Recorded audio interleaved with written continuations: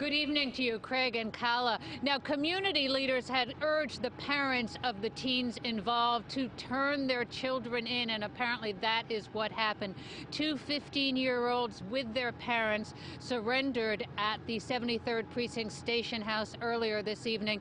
The two 15-year-olds can be seen on the videotape at the bodega minutes before the attack on an 18-year-old woman in the playground, Osborne Playground. Now, these two 15-year-olds are not considered suspects at this time. They are considered persons of interest wanted in connection with that gang rape.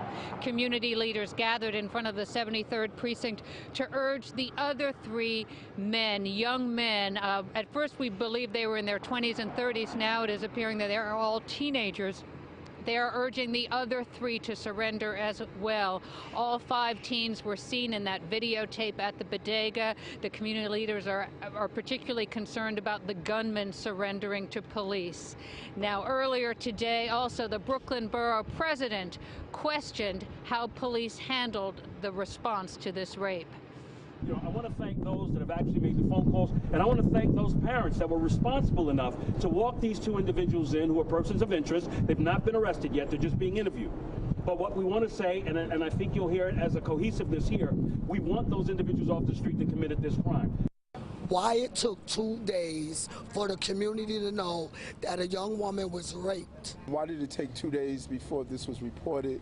The members of this community should be notified immediately when you have such a savage assault with a handgun and a rape. Now, also tonight, the NYPD released a statement saying there was no delay in their response to the gang rape. There was no 911 call. The father of the victim looked for a uniformed police officer. That took about 15 minutes for him to find an officer and get back to the playground. The NYPD also says that there was no delay in releasing the surveillance video. As soon as they found out there was surveillance video, they released it to the public. We are live in Brownsville, Brooklyn. McGee, Hickey, Pix 11 News. Back to you, Craig and Colin.